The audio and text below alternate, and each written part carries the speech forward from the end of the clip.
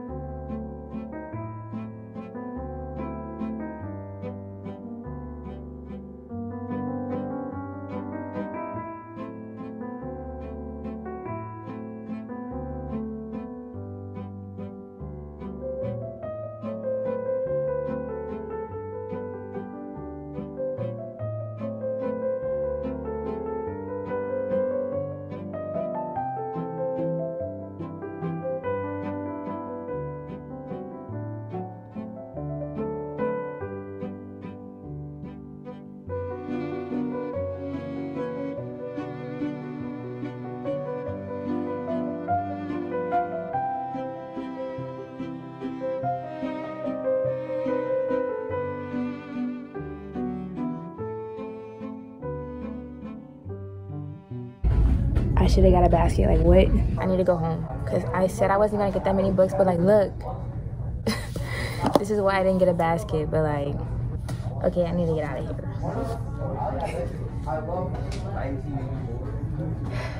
I'm having too much fun.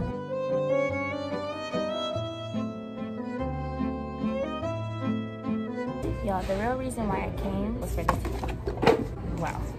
It's a sign. The real reason why I came was for this book, but also the book that just threw itself on the ground. This one of you guys suggested this book to me actually. I do read your comments and listen to you guys. I can't wait to talk about it because based on the synopsis, it sounds really good. And I'm just excited to have another Taylor Jenkins Reid book. So, and then this one, girl, I have been seeing this book everywhere. I love Emily Henry. I said I wasn't gonna get that many books, but I need to be stopped, guys. I needed to sit down too. So now I'm just about to like finish this coffee and then get out of here.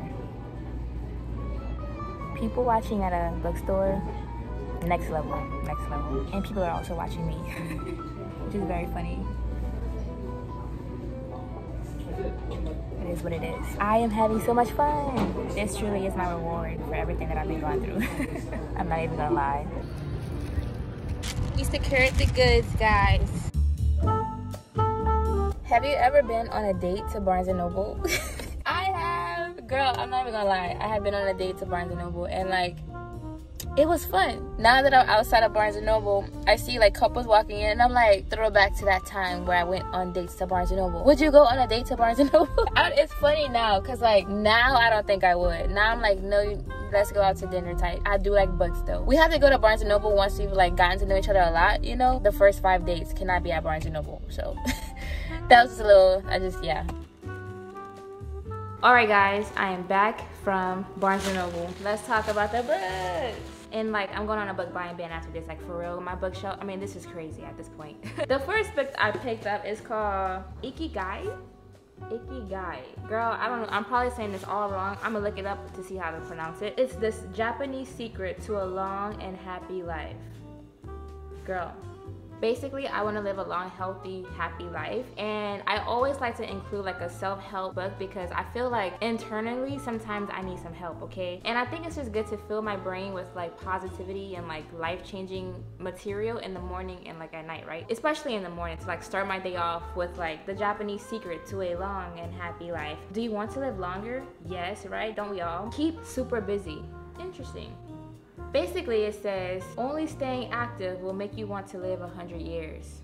That makes a lot of sense to me. According to the Japanese, everyone has a ikigai, a reason for living. And according to the residents of the Japanese village with the world's longest living people, finding it is the key to a happier and longer life. Having a strong sense of ikigai, the place where passion, mission, vocation, and profession intersect, means that each day is infused with meaning. It's the reason we get up in the morning. It's also the reason many Japanese never really retire. In fact, there's no word in Japanese that means retire in the sense it does in English. Isn't that wild? I was like, okay, we're just very lazy. It's giving laziness, and like nobody's surprised, right? They remain active and work at what they enjoy because they found a real purpose in life, the happiness of always being busy.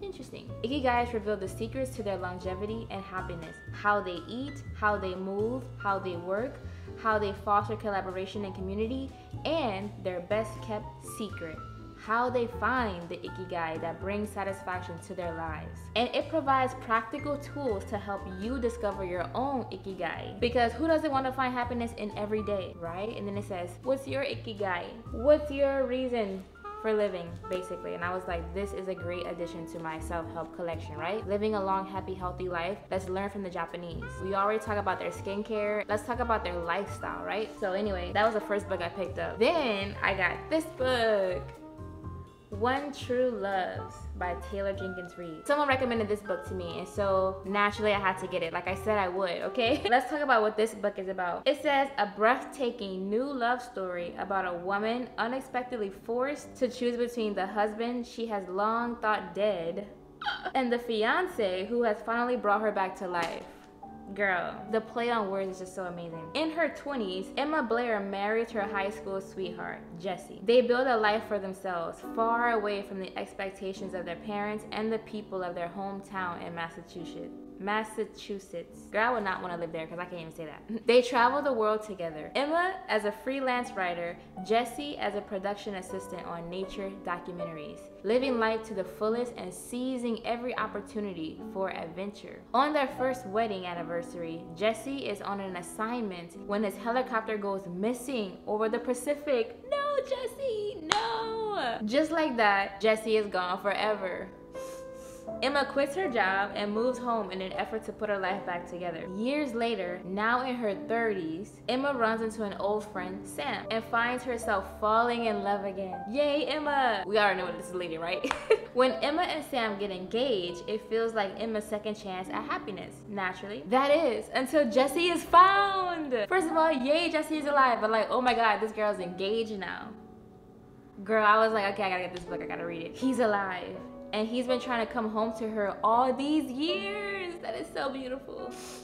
Emma now has a husband and a fiance, imagine. But who is her one true love? And what does it even mean to love truly? The whole reason why I got this book, I was like, who is she gonna choose? What's gonna happen? Like, aren't you curious? Like, your husband and your fiance, the man you thought died, your romantic love. You're technically still married to this man. Girl, let's read it, right? Yeah, thank you for recommending this book to me. I appreciate you.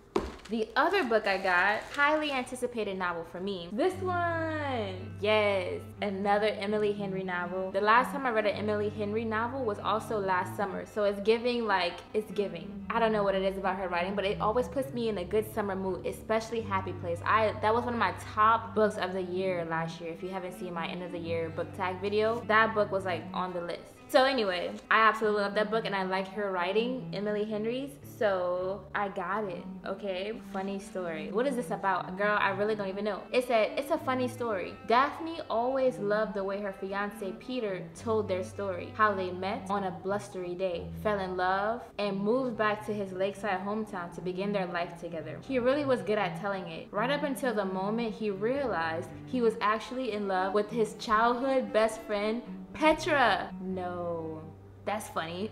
Which is how Daphne begins her new story, stranded in beautiful Wanning Bay, Michigan, without friends or family, but with a dream job as a children's librarian that barely pays the bills, and proposing to be roommates with the only person who could possibly understand her predicament, Petra's ex, Miles Nowak.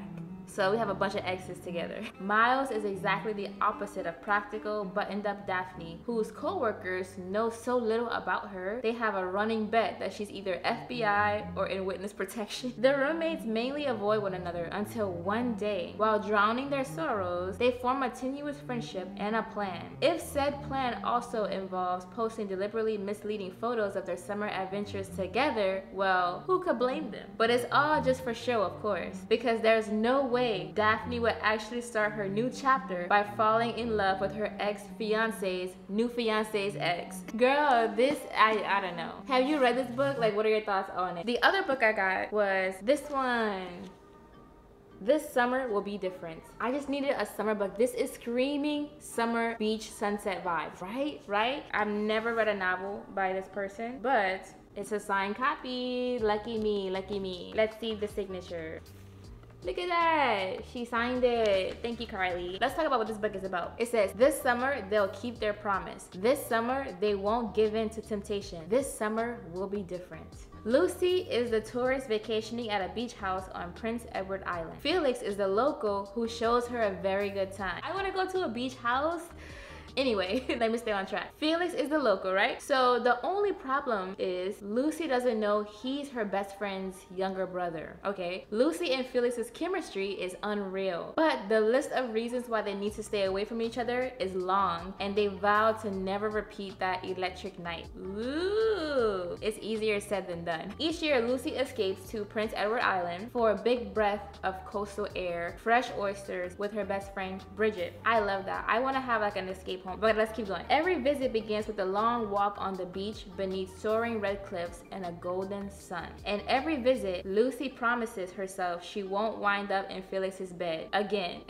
If Lucy can't help being drawn to Felix, at least she's always kept her heart out of it. When Bridget suddenly flees Toronto a week before her wedding, Lucy drops everything to follow her to the island. So they go back to the island. Her mission is to help Bridget through her crisis and resist the one man she's never been able to. But Felix's sparkling eyes and flirty quips have been replaced with something new, and Lucy's beginning to wonder just how safe her heart truly is.